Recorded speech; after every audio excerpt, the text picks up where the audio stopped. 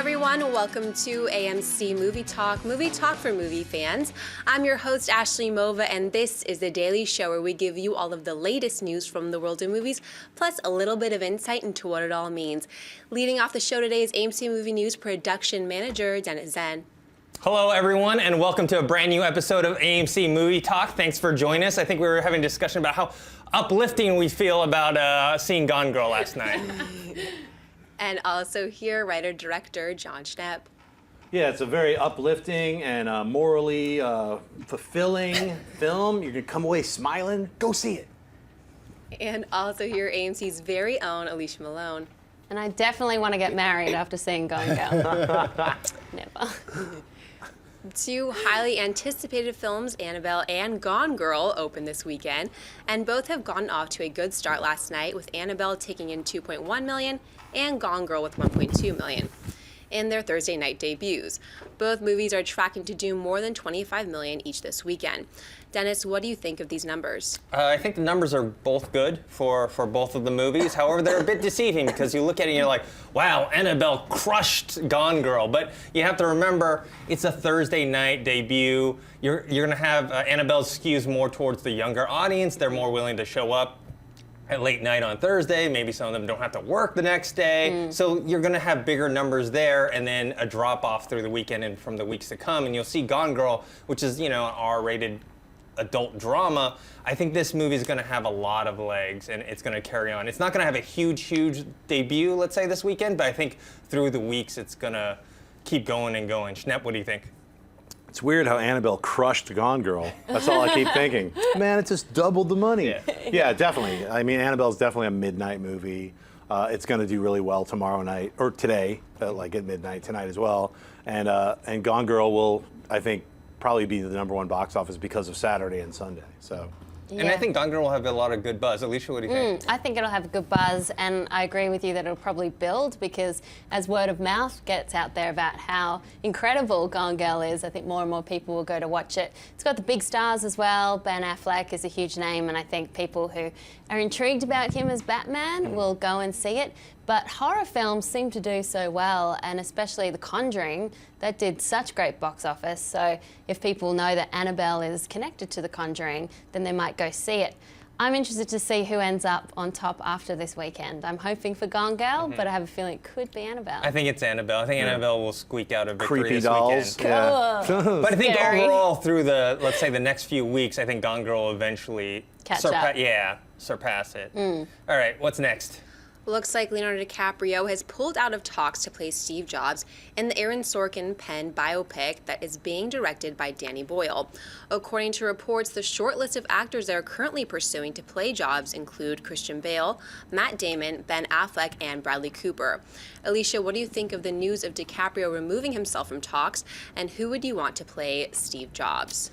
If I had to just choose from those names, I'd probably say Christian Bale because I can imagine him disappearing more into the character than Ben Affleck or Bradley or Matt Damon.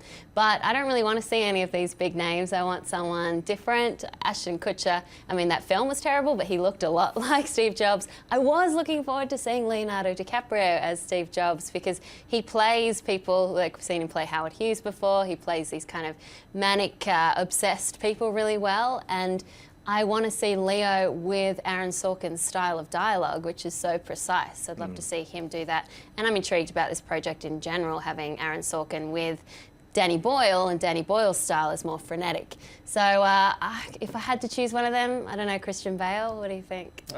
I'm a big fan of Leonardo DiCaprio, but I don't see him in that role. Really? And also, like you, I don't see Ben Affleck or Matt Damon. I actually could see Cooper, though. Definitely Bale out of that list, I would see more. I mean, people like Steve Jobs, he was, a lot of people either idolized him or they reviled him. He was like a kind of a creative visionary, but he also had a dismissive kind of arrogance to him that I think someone like a Christian Bale or even Bradley Cooper could pull off. I'm not sure about Ben Affleck or Matt Damon. What do you think, Schnepp? Yeah, I think Bale even looks more like Jobs. Yeah, when exactly. you compare both of them, but I agree. Cooper would be an interesting choice. I mean, he's revealed himself in the last few years to actually be a really good actor. So I wouldn't mind seeing him play that role. In fact, he might play it better than Bale, So. And then we had Fincher was originally going to direct this movie. And if people don't know, like this movie is interesting for a biopic. It's not set up like, oh, this is how he was born and raised, and this is how he got his start. Like I think the Ashton Kutcher one probably was. This is 3 acts. 3 acts of 3 separate keynote speeches. Yeah, right before he does the keynote. It's like the 20 minutes before each keynote. Yeah, with the New Balance sneakers and the turtleneck. I think it's great. I think it's I'd love to read the script. So, yeah. You know. Yeah, Aaron Sorkin, always interested in that. All right, what do we have next? In other news of actors taking themselves out of the equation, Joaquin Phoenix is no longer in discussions with Marvel to star as Doctor Strange. According to reports, talks between Marvel and Phoenix, who was the frontrunner for the role, have broken down, and Phoenix has pulled out of negotiations to play the character. Schnepp, what do you think about these reports, and who do you think should play Doctor Strange instead of Phoenix? I'll admit it, I'm disappointed about the reports, you know, because at first when I heard Joaquin Phoenix as Doctor Strange, how weird, how strange, how fitting, you know? So then I kind of got used to it. Oh, I heard he's reading comic books, he's reading some Doctor Strange, you know, getting ready to be the sorcerer or whatever, and now he's not going to do it. So now it's like, what, is Ethan Hawke going to be Doctor Strange? I mean, you know, I guess, well, let's see who the new short list is. You know, if Phoenix isn't involved, now it's a backup for whoever. You know, maybe Cumberbatch will come back. Yeah. That was my choice, Cumberbatch. What do you think? Yeah, my choice out of the names that have been mentioned would be Cumberbatch. I'm really disappointed about this because I think Joaquin would have been so interesting to see in this kind of role, this comic book superhero kind of, I don't know, supervillain? Yeah. I don't know too much about Doctor Strange. He's a superhero. Superhero? Yeah, I'd love to see him in that world, but I can't imagine him signing on to that huge contract that Marvel would probably put him under. I can't imagine him turning up to the conventions and smiling for all the fans, but he's just such a great actor. I was thinking about some other people who haven't been mentioned. I don't know if you guys saw The Guest with Dan Stevens, but Dan Stevens, it's a great film. I think you would really love it. It's like a horror, thriller, comedy. My pals made it. I just have not had time to see it yet. It's excellent. And Dan Stevens is an actor. He was from Downton Abbey, but he's also been in A Walk Amongst the Tombstones. Oh, what's his face? With Crowley. the blue eyes? What's his face? Matthew Crowley. Matthew Crowley, which you can't imagine if you see Downton Abbey, but if you see The Guest, he is brilliant, and I think he's got a big future. Plus, not many people know about him yet, so that could be a good option, although I know they want the name. Yeah. I mean, with Joaquin Phoenix, it's weird because he's been the front runner for so long. They've been talking about him for so long.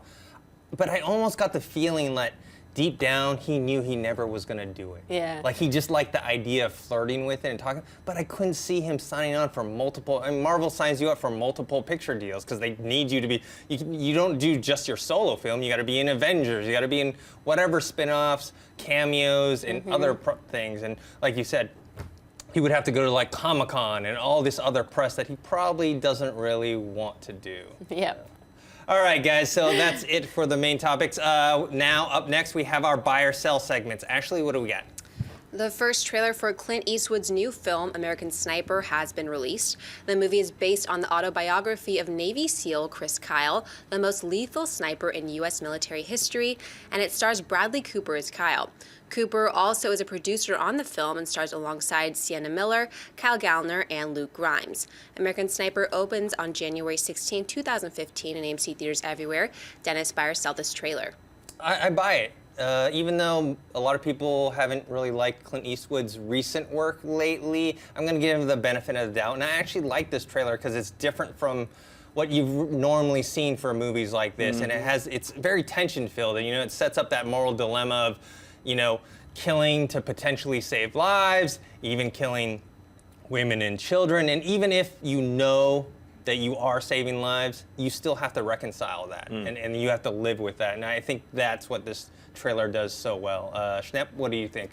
I buy it. It was a truly horrifying trailer and emotional. I mean, it reminded me of elements of The Hurt Locker. And I also, Clint Eastwood, when he gets great material, is a great director. And it feels like this is going to be one of those movies that is so honed, it's going to crush you. It's like, because you see the sacrifices that people have to make. All these people we never really think about are overseas or just protecting our lands from any kind of, or when you're at war, you have to make these decisions, those horrible decisions that you as a human being never want to do. And this trailer just kind of encompasses it all within just that moment of reality and then those flashbacks. It's a truly haunting and horrible scenario. So that when I first heard about American Sniper, I was like, what a horrible title. What is this?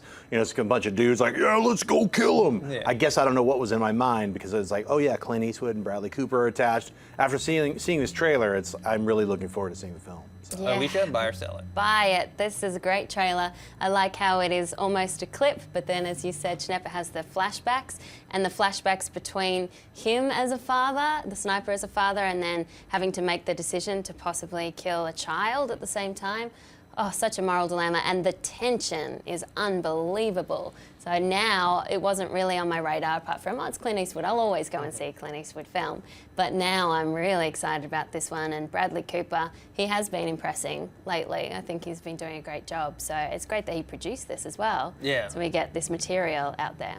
And then I like what you point out, like not only, because we always talk about like kind of the physical stuff that veterans go through, Yeah. but it's, you know, this one's more about the mental, you know, trauma that they have. Like not just, it isn't like something that bad physically that happens to them, but mentally. And Yeah. snipers as well, when you're doing it from such a distance, from hidden, and you're asking, should I take the shot, should I not? And Well, it it's a comes down to you dehumanizing thing because pulling they used like the targets in sight. They never refer to the actual person as a real person. It's like because it is a horrible job that has to be done. So you have to have all these catches and releases, like go through all the proper channels to get the ability to fire. You can't make the call. It has to go through this. It's a really weird thing, but it actually serves its purpose to not put all of the onus on the person pulling the trigger. Yeah, 'Cause the that's whole a You have to be so big. calm. that whole like, oh, you have the green light, and then it's like, it's up to you. So then at some point he has to make that decision. Yeah. Is he or is he not going to do it? Right. God. As opposed to being ordered to. Right. Yeah, it's amazing. All right, what's next? A new trailer has been released for The Imitation Game, which stars Benedict Cumberbatch as Alan Turing, a mathematician and code breaker who led the team that cracked the German Enigma code that helped the Allies win World War II. The film won the People's Choice Award for Best Film at the Toronto International Film Festival this past September and opens in AMC theaters on November 21st. Alicia, buy or sell this trailer? I buy the trailer. I like that there's a little bit more. It's still same as the first trailer. It just gives a little bit more background to the story without giving too much away. It makes me extra excited to see the film.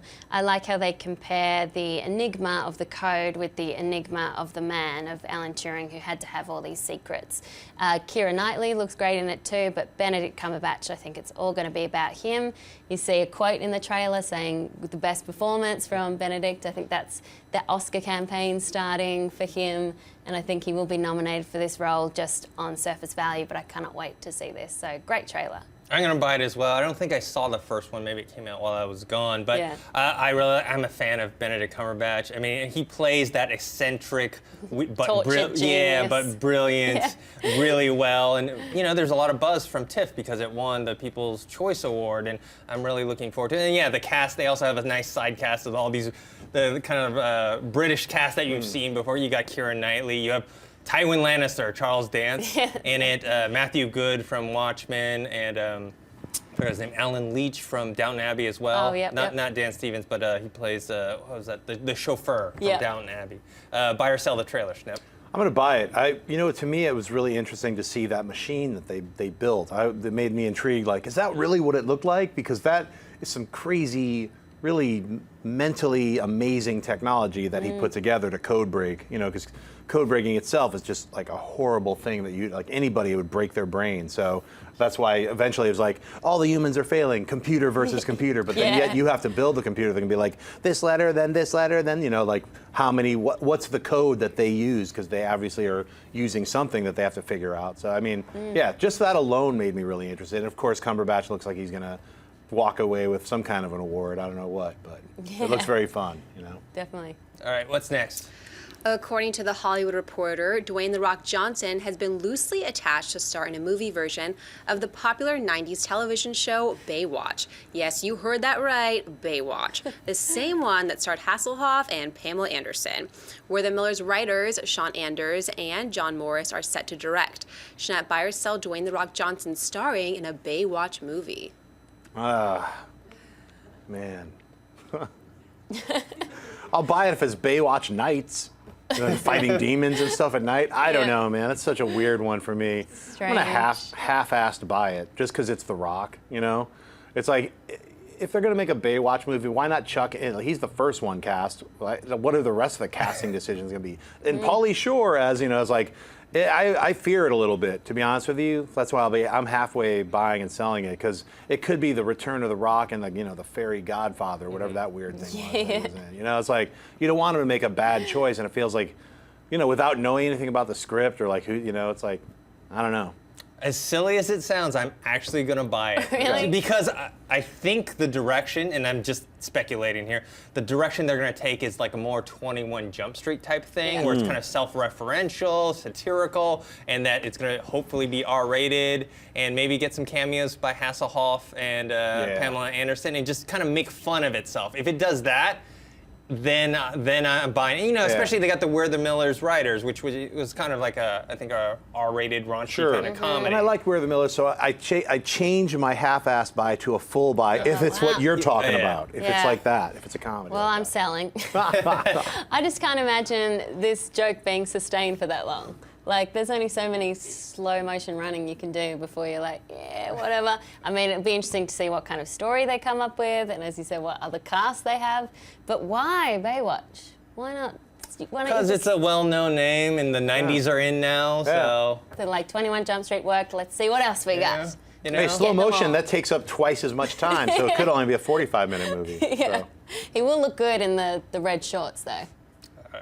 All right, guys, so before we get into Mailbag, I want to remind you that we're going to be taking live Twitter questions afterwards. You can tweet us at AMC Movie News, and Ashley will pick some questions out for us to answer. But now on to the Mailbag. Ashley, what do we got? Hey AMC, love the show and been following for a long time. It is a great show and keep trying new things. It keeps it fresh. Don't know if you already answered this, but was wondering, how do the studios decide to produce a movie? Is it how good the script is? Is it how the saturation of genre and style is? Or is it just milking the audience by looking at what is just selling and produce something similar? And that's from Thomas Peterman, by the way. Well, there's a lot of different answers to this question, and we've kind of answered them in different ways. I mean, the short of it is, if they think the movie's going to make money, they will make the movie. That's the short answer. The long answer is there's a lot of different factors, and being a good script is probably pretty low, unfortunately, pretty low on the priority list. I mean, things they look for, one of the main things is pre-existing property. Does it have a fan base? Like, that's how you get, we talked about Tetris the other day. That's how a movie about Tetris gets made, not because it's a great idea or anything like that. It's because people have heard of that name. And Baywatch. Simply. Yeah, Baywatch or anything. So they just simply take a name that they know is marketable or known by people, and then use that to try and make a franchise. And then you get with Harry Potter, Hunger Games, Twilight, all that stuff, that they have pre-existing fan bases in the book genre, and they want to capitalize on that success and getting the fan base. I call it like the Comic-Con effect, where it's like they want to get let's say everyone from Comic-Con or something sees a movie. It doesn't necessarily that movie's going to be a hit, but if that fan base is rabid enough and they spread good buzz about it, it can eventually kind of almost infect the rest of the country or rest of the world, and then they'll watch it. So Schnepp, what do you think makes a studio want to make a movie? Money, money, money. Yeah. It's money. It's basically money, but all of the categories that he listed are what helps make a decision towards making something like a movie that will then eventually, hopefully, make that money. So, a great script is definitely part of it. Do great scripts then get destroyed in the process? Some do, some don't. It's a whittling down factor of which one can stay strong enough. Like usually, if a great producer or director or actor or actress get a hold of a great script and they're big enough that they could protect it from all the people who are going to try to have their opinions all over the thing, and they get it all the way to the finish line, that's usually how a great script gets to the end result. So it's a battle. It's a fight to create, to keep some kind of I don't want to say integrity or honest creativity, but it's just to keep something from its initial core idea to the finish line. It's a process, and you got to remember that all media everybody works together. So everyone has to be on the same page and working towards the final result, the final goal of what they believe in from that kernel of the idea of what the script is. So it all starts from the story. It all starts from the script. I don't know where it starts with Tetris or Baywatch. I mean, Tetris, Baywatch nights. We're going to combine it. Who knows what, you know? But yeah, it's like that. Those things are those are based on money. It's like, oh, I'm playing this game. All these people know this name. Let's put some feet on it. Baywatch. Hey, with a bunch of skimpy people in bikinis running around slow motion. Sex sells. Let's throw a couple of guns in there. You know, there we have a movie. Baywatch. Get The Rock in there. Get somebody to play some music. Have Hasselhoff show up for like 5 minutes.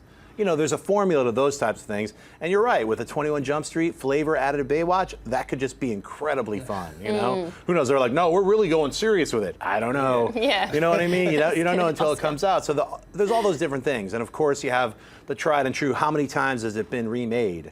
That means it's been burned into the public awareness. You grew up watching the black and white version or the color version or the TV show version of the thing that they've just rebranded with a new flavor, a little additional spice to be like, I'll check that out. So all those things fall into what makes a popular or successful movie. You know? Yeah, I was reading a book recently called Sleepless in Hollywood, which is all about how the film industry has changed over the years, especially nowadays where with DVD sales gone, now studios have to rely on international sales so much to make up a lot of money, and these big markets like China and Russia, I mean, they bring in the big dollars more than the US. So a lot of times with the big blockbusters, they'll think, okay, a pre-existing property, because that's easier to market to places like China and Russia. You don't have to start from scratch with a brand new idea. It's a comic book, or it's a book, or it's a Tetris, it's a game, or a Lego, or 21 Jump Street, something like that. And especially with comedy, it's like keep it broad, because that'll appeal to everyone, not just Americans. And then, and then they get to work. It's a lot about marketing these days. I think marketing guys are more involved than they used to be. It's interesting the way it's changed, and then with new deals coming, new formats, interesting where it's going to go. But it seems like these days it's the blockbusters or the indie films and not much in between. Yeah, and then you have like with the whole, he's talking about good script or whatever, like if you're a screenwriter and you don't have any connections or you don't have a resume behind you that people can look at, it's really hard to get anyone to even read your script, because people don't know. It's like producers get tons and tons of scripts and they're only going to read the ones either that they know the writer or they get recommended by someone else that they trust. It goes through all these filter systems. They have coverage on scripts. Like if you send a script in, they get coverage on it, and like goes through all these people before the guy who can even think about maybe making that movie. The assistants read it. Exactly. So the chances of that happening are a lot harder nowadays. Really hard. Yeah. All right, guys, so that's it for Mailbag. Now on to the live question portion. You can tweet us at AMC Movie News, and Ashley we'll pick a few out. Ashley, what do we got? Joseph Sanchez writes, "Hi AMC crew, I'll be honest, I never heard of Doctor Strange before the MCU got popular. Why should I be excited for this character?" I'm the same. Yeah, I mean, I know Doctor Strange, but I'm not as familiar. Yeah, shame on all you guys and girls who don't know anything about Doctor Strange, the Sorcerer Supreme, by the hoary hosts of Hoggoth. Supreme, sorry, not Supreme. Yeah, he's a great character. Do some research, look him up, read the Stan Lee, Steve Ditko original Doctor Stranges. Those are I still feel the greatest ones, because they not only introduced the idea of Doctor Strange being able to go into your dreams and deal with like nightmares that you're having, perhaps even a character called Nightmare, but just the whole idea of alternate dimensions that exist. He is one of those characters that is so much fun. He was one of the first horror superhero characters, because basically what he's dealing with are nightmares and visions of extreme terror, and he's the only, like at some points in time, the only person who's holding all these like creatures from other dimensions off from like basically invading the whole planet. So if you haven't read any Doctor Strange, buy the Marvel Essentials book. It's like $10. You can probably get it on eBay for less, and you can catch up on some of the really cool stories that were told way back in the 60s that since then have kind of just been retold and told again in different ways. But go to the original source and check it out. And it's a Marvel movie, so it's going to be a big hit. Yeah. As you've seen from that SNL, did you guys watch that SNL sketch? It was like, Pam. Yeah, Pam. Pam 2, the Winter Soldier. Like, they can make a hit out of anything. All right, what's next? Mr. Couchy Man writes, "Are the Rihanna rumors true about her being the new Bond girl?" Oh, I haven't even heard of that. I haven't heard that either, but I wouldn't mind it. Yeah, I mean, think it would be she's cool. Got Yeah. a look. I got think- the great look for Sassy. it. Yeah, I mean, Battleship didn't really help show off her acting chops, but I think she's great. I love her voice, and I think she can act. I've seen her in all the Saturday Night Live sketches. Yeah, and so- that's true. You know, Yeah. so just those alone are really funny. So I think she can pull it off, and I'd love to see her as a Bond girl. Yeah, I saw her and met, I don't know if you saw the digital short with Shy Ronnie. Oh, Where it was yeah. kind of like Oh, yeah. Bonnie and Ronnies Clyde. are And she hilarious. looked badass, Totally. so she'd be great, like Yeah. Bond girl, if she could get in and do some of the action as well. That would Yeah. be cool. All right, what's next? That was on TMZ yesterday, guys, so obviously Oh. it must be true. I forgot TMZ's on my phone, on my theater. Yeah. Next, John Owens writes, what do you guys think of the Adam Sandler 4-movie Netflix deal? Yeah, it's interesting. Yeah, I mean, I haven't read too much about it, but I don't know. Is it like 4 movies that he's starring in, or is it he's producing and maybe he cameos in and Yeah. he gets his other friends? Schneider. Yeah. The Animal Part 4 or whatever. So I don't know the exact details of that. So it's with Happy Madison, his production company, Right. and I think that the option is there for him to star in it. It's pretty interesting because I mean his movies always make about $100 million overseas. Even the ones that don't do well here, like Blended, made $80 million overseas. And again, it's that thing of like broad comedy, slipping on a banana peel, always Right. funny in any language. It doesn't have to be refined comedic taste. They said Netflix is still going to put up the same amount of money that he would have for his regular film. So they'll put up a $40 million budget. If he stars in it, he usually takes about $15 million, and if he produces a film, he takes about $5 million. So for him, great deal. He gets Right. $20 million, doesn't have to worry about box office. It goes out there in Netflix land, and I think we'll see more deals like this happening, like the Weinsteins, Crouching Tiger, Hidden Dragon.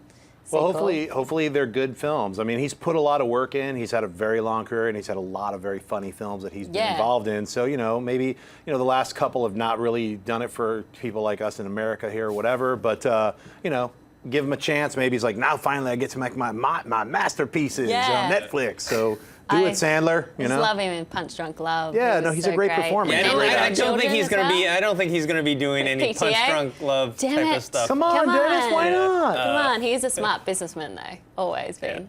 What's next? Much Nothing writes, whatever happened to Jared Leto being in line for Doctor Strange? Yeah, Yeah, I heard that that. kind of disappeared. I mean, Maybe it's creeping back in now. Who knows? He would be interesting because Oh. he does that dark, disturbing kind of thing, and smart. He makes smart movies. Right? He's great in Just Girls won an Spice Oscar. Club. I don't know. Yeah, doesn't hurt. Yeah. doesn't hurt. All right, what's next? Chris Marabello writes, what is the most confusing movie you have ever seen? Oh, that's tough. Confusing movie. Like, I remember Tree of Life confused me at first, just because when I first watched it. I'll say one that I thought sucked and was confusing, Trance, that Danny Boyle movie. Oh, yeah. I was like, why am I still watching this movie, Except for the one cool scene where the guy's blown off head is like slowly getting up back to life. You're like, what's going on? Very psychotropic, but at the same time made no sense and ultimately was kind of a waste of time. A movie for me that I actually did really like after watching it to the end, but the first half of it, Tinker Tailor Soldier Spy, I was like, what is going on here? Because it's like, not only are they have the accents, they also are speaking in the vernacular of I think what was like the 70s or 60s, and like I'm like, what are they talking about? And then slowly as the movie moved on, I was like, okay, now that's starting to make more sense. But it was pretty confusing at Here's first. one, The Counselor. Oh, yeah. Like literally 40 minutes into it, I was like, should we leave? Because this is insane. And we just sat through it and just got worse and worse and worse until I remember there's some long, like almost 3-minute scene with this one guy talking. He had his own monologue. I was like, what is going on? It's just literally all over the place. Insane film. Horrible too. Yeah, horrible. Just insane. Confusing on just a what? Yeah, everyone was on What the drugs. I think hell? Cormac McCarthy just moved pages around randomly and then added the end and was like, here's the script, Yeah. I don't know what happened. What a weird film. All right, let's do one more. Right. Emil Johansson writes, what are the differences between Marvel and DC films? To me, Marvel is more intelligent and DC is more intriguing. There's definitely a difference. I don't know if I'd put it in those categories. I do find that Marvel is kind of, they got more comedy in their stuff, and they kind of make it a little more lighthearted, and they make things try and be more fun, where DC kind of goes more the serious route. I mean, when you're watching any, let's say, the Nolan Batman movies, how much comedy is actually in there? Like, just a little bit here the and there. Joker's pencil trick. Come on, that's funny. But in general, they take it very, very seriously. And then we heard that rumor of the no jokes for the future DC movie. So I think that's the biggest difference for me. What about you guys? Yeah, and sad Batman in his pictures. He always looks sad. Yeah, I agree. Well, we've only got the Nolan films to base it off, so we'll know more once the new movies start coming out. We won't count Green Lantern against them. I would count Green Lantern because Green Lantern did have they tried to add that little flavor, that comedy flavor film. with Ryan Reynolds. It was like, why is he all jokey and then all of a sudden serious? And it was like, it didn't know what it wanted to be. Marvel's the movie so good at it, though, aren't they? Weaving in the but comedy. Marvel has like how many movies now? 9, 10, and within this course from 2008 to now, like 10 movies with all these other ones in production. And DC has had, when was the first Batman? What was it, 2004? Batman Begins, 2003? Yeah, I think like that. 2003. Only that. So they've only had 4, or well, if you have to count Green Lantern, 5 movies. So it's like, that's not really a lot to establish. Plus, they're not cinematically joined like the Marvel Universe, which has like a flavor that you can count on because, hey, if you like these 18 other movies, check out this next one, which is in that same world. There's like, well, if you like sort of like this, but it's not connected, and then here's this other thing, it's also not connected, but so it's hard to judge. If you just take Nolan's Batman trilogy as its own thing, and then Man of Steel as its own thing, that's only really one super long movie and a movie. So, but then you also have, we talked about Green Lantern, but Watchmen too. That's a DC property as well. But it's separate. It's not. It's not contained. It's a different thing. It's like watching a totally different movie. It's not even contained as DC or Marvel. Yeah, but I mean, it's a pattern though, because it's like, okay, well now they have all these movies. They all seem to be very serious, even if they're not connected. It seems to be that's the tone they're going for. But I think it's interesting now that they've gone, okay, so now from now on, it's going to be connected, Justice League and everything. That's when we'll get more of a sense of the style. Yeah, and I don't think the no joke squad thing. I think it's more like just don't make it like corny, like the moments of Green Lantern. I don't even think that's it. I just think it got blown out of proportion. Really? That's my gut feeling is like they're like, just don't make them say dumb lines that don't connect anything. You can have humor as long as it's part of the story, you know. So that's the biggest part. Gone Girl had a lot of humor in it. Yeah, surprising amount, more than the book. No, dark humor. It's dark humor, but come on. It's great. So. Yeah. All right, guys, so that's it for today. Thanks for joining us. I would like to thank the people at the table with me. First up, Alicia Malone. Thanks for joining us. Where can people find you? You can find me on Instagram and Twitter at Alicia Malone, and I'm going to go see Gone Girl again this weekend. Oof. And I'd also like to thank John Schnepp. Where can people find you online and offline? You can find me online at Twitter and Instagram at John Schnepp and at TDOSLWH, and offline this week in New York. I'll be in the Big Apple for the whole week for New York Comic Con. I'm doing a bunch of panels. I'll be hanging out, so come on down, say hi. I'll be in the area of the Javits Center, all of Manhattan. I'm running around. All right, and I'd like to thank our lovely host, Ashley Mova. Where can people find you? Twitter, Instagram at Ashley Mova. Happy Friday, guys. And you can find me on Twitter at ThinkHero or on Instagram, Dennis.tzng. Also, make sure to subscribe to the AMC Theaters YouTube channel. That's youtube.com/AMC Theaters. And everyone, have a good weekend, and we'll see you guys next week.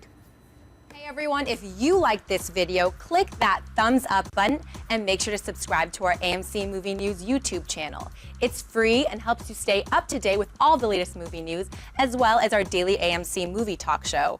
Also, make sure that you follow us on Facebook and Twitter to stay up to date with all of our special promotions, contests, and prize giveaways.